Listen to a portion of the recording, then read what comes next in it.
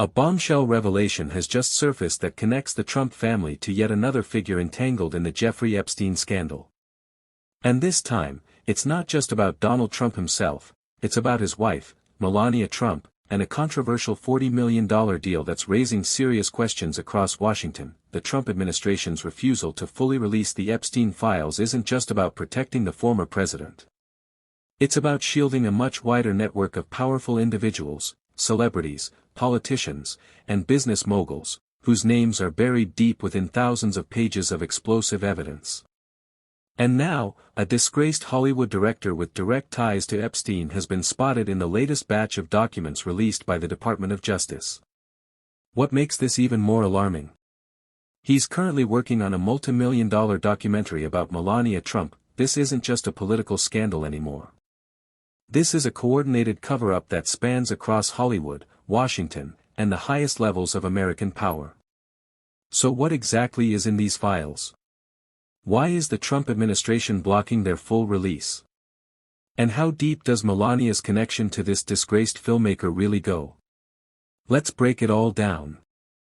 Congressman Massey, I saw in a video that you posted, you had a very specific benchmark of success here.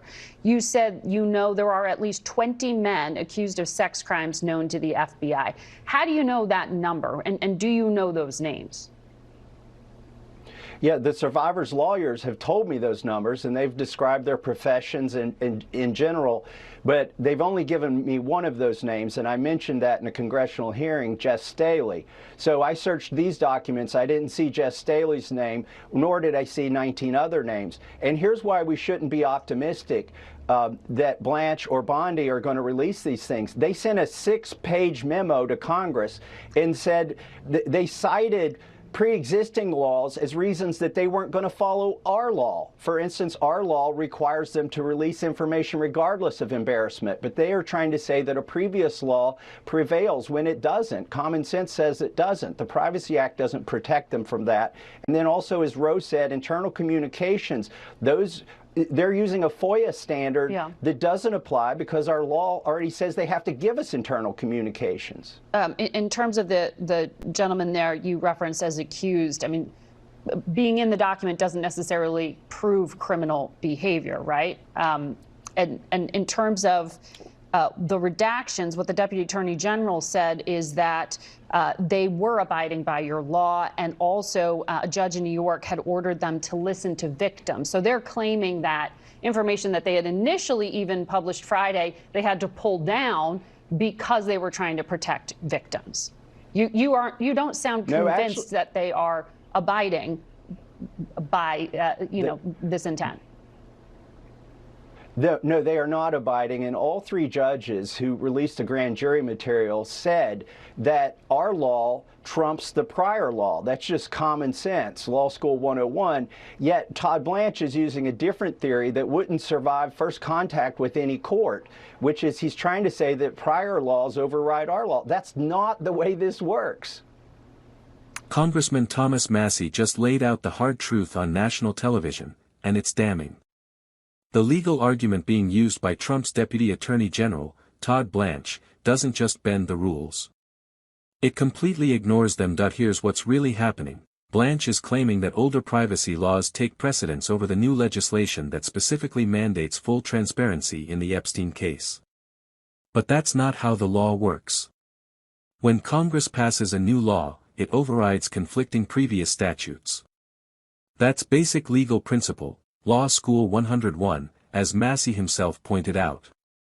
Yet Blanche is pretending otherwise, using a legal framework so flimsy it wouldn't survive a single day in court, and here's where it gets even more suspicious. The Trump administration initially released a photo showing Donald Trump with several young women. Within hours, they pulled it down, claiming they were protecting victims. But if those women in the photo were victims, then what does that say about Trump's relationship with them? Were they victims of Epstein's crimes? Or were they victims of Trump's? The administration's own justification for the redactions suggests that the women pictured alongside Trump were, in fact, victims of abuse. And yet, they expect the American people to just move on without asking questions. This isn't transparency. This is a calculated cover-up designed to protect the powerful at the expense of justice, and Republicans aren't staying silent on this either. Senator Rand Paul, a longtime advocate for government accountability, just weighed in with his own concerns. Files. Your Kentucky colleague Thomas Massie obviously was the force that forced this release. He is saying that the Attorney General is violating the law and could in fact eventually be prosecuted for doing so. What's your reaction to this partial release? We know I've supported transparency on the Epstein files from the beginning. I've voted repeatedly to release them. I think it's a good idea. I think that trust in government is at a low ebb, and that people need to trust that justice is the same whether you're rich or poor. And people tend to believe that some rich people got off scot-free in the Epstein case, in the Epstein files. So I think it all should be released. Senator Paul is absolutely right. Public trust in government is at an all-time low, and cases like this are exactly why. When wealthy and powerful individuals appear to receive special treatment, when files are redacted without legitimate justification, and when victims are used as an excuse to protect the guilty, it erodes the very foundation of justice in this country. This is a coast-to-coast cover-up, plain and simple. The Trump administration isn't just protecting Donald Trump. They're protecting anyone whose exposure could potentially damage him, whether through testimony, subpoenas, or public scrutiny.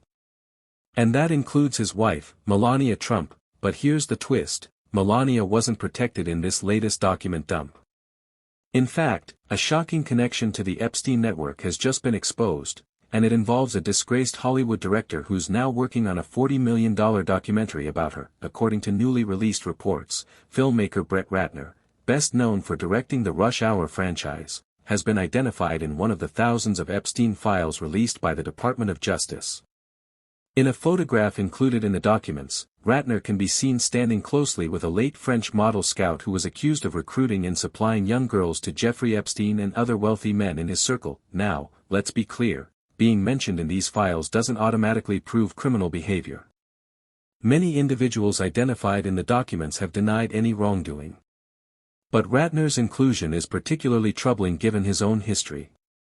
In 2017, 6 women came forward accusing him of serious misconduct, allegations that effectively ended his career in mainstream Hollywood. Since then, he's maintained an extremely low public profile, until now, because despite his tarnished reputation, Ratner is set to direct his first major project in over a decade, a $40 million documentary about Melania Trump. Funded by Amazon and set for a theatrical release in January 2026. According to reports, Ratner shadowed Melania throughout early 2024, capturing behind-the-scenes footage of her return to the White House. This footage will form the centerpiece of the upcoming film, but the question everyone is asking is this: why would Melania Trump, or anyone in the Trump administration, choose to work with a director who has been accused of serious misconduct and who now appears in the Epstein files? The answer, many believe, lies in a web of transactional relationships designed to benefit the Trump family financially while simultaneously providing cover for others connected to the Epstein scandal. Jeff Bezos, the billionaire founder of Amazon, reportedly greenlit this $40 million project, a massive sum for a documentary about a first lady. Critics argue this is less about artistic merit and more about buying influence with the Trump administration. By writing Melania a substantial check and reviving the career of a controversial director with Epstein ties, Bezos ensures favorable treatment from the Trump White House, and this isn't an isolated incident. The Trump administration has a well-documented pattern of surrounding itself with individuals who have connections to Jeffrey Epstein. Whether it's cabinet members, advisors, or even directors working on vanity projects, the common thread is undeniable. Take Robert F. Kennedy Jr., for example. During a television appearance, when pressed about his relationship with Epstein, RFK Jr. casually admitted to taking multiple trips with the disgraced financier. The host tried to downplay it, but Kennedy's own words confirmed he spent significant time in Epstein's orbit. And now, he's been nominated to a high-level position in Trump's administration. The pattern is clear: Trump doesn't just tolerate people with Epstein connections, he actively elevates them. And by doing so, he creates a protective bubble around himself.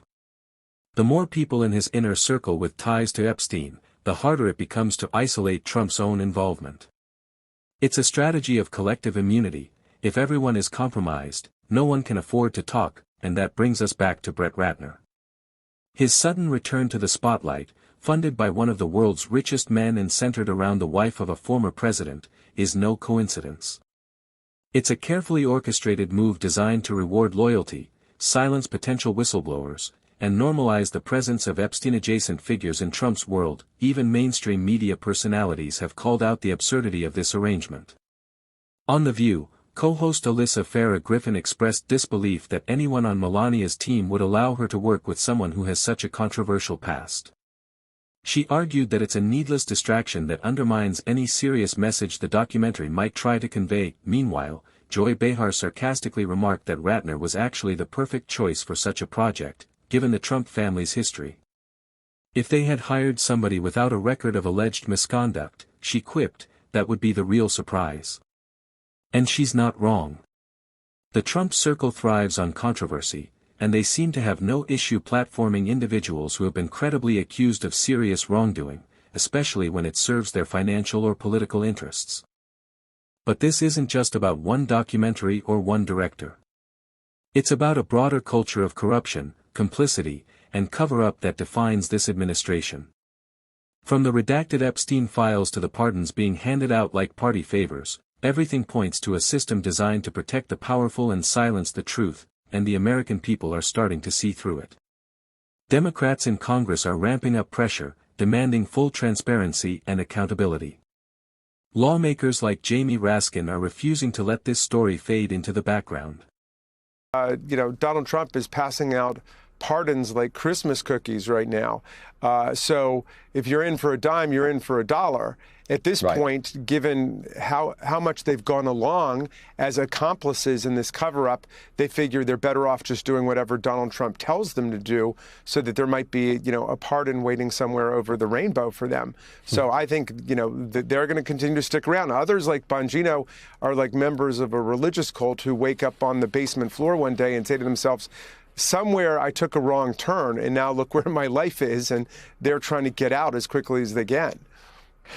So someone who's looking at a pardon or a commutation very soon is Ghislaine Maxwell. She seems to be the most kinetic character in this whole thing. She's moving forward with trying to get better treatment than she's already got by being moved to a sort of a prison camp. What do you make of how that situation fits into all of this? Well, this is really the only thing about the whole affair that is remotely transparent, because we can see exactly what's going on. She got subpoenaed on one day by the House Oversight Committee, and the very next day, she hears from Todd Blanche, who had been Donald Trump's private criminal defense lawyer, who had gone over to Department of Justice, who was conveniently assigned to be overseeing all this stuff as the number 2 person there. He goes to see Ghislaine Maxwell. Not to try to find out who are the other co-conspirators, who are the other accomplices, what crimes have yet to come to light that we should be involved in. No, he goes simply to find out what will she say about Donald Trump, and pronouncing himself satisfied. And remember, he got rid of the real lawyers in the case, and but pronouncing himself satisfied with her answers, then suddenly she gets this very sweetheart deal where she goes off to this minimum security camp, and even there is given the 5-star Trump hotel treatment with room service and ability to work out whenever she wants, guests who can come and bring computers. The warden is sending messages back and forth to the people she wants to correspond with. It's unbelievable. And they don't even deny that. They just fire the people who they think brought this forward as whistleblowers. Congressman Raskin just exposed the most transparent part of this entire scandal, the sweetheart deal given to Ghislaine Maxwell. The very day after she was subpoenaed by the House Oversight Committee, Todd Blanche, Trump's former personal lawyer turned Deputy Attorney General, personally visited her in prison. Not to extract information about other co-conspirators. Not to pursue justice for victims. But to ensure she wouldn't say anything damaging about Donald Trump. And what did she get in return? A transfer to a minimum security facility where she reportedly receives treatment more fitting of a luxury resort than a federal prison. Room service. unrestricted workout access. Visitors bringing in computers. Even the warden allegedly facilitating her communications with the outside world. This isn't justice. This is a reward for silence, and when whistleblowers tried to expose this arrangement, they were swiftly fired. The fight for truth isn't over. Democrats are not backing down. The push for a full, unredacted release of the Epstein files continues. But it's not just about the documents themselves. It's about holding accountable the financial institutions that, in their own words, sanitized Epstein's bank records. It's about pursuing every lead, every connection, every thread that ties this network of power and abuse together. The American people deserve answers. The victims deserve justice. And no amount of redactions, legal gymnastics, or $40 million documentaries will change that. This story is far from over. And we'll keep following it every step of the way.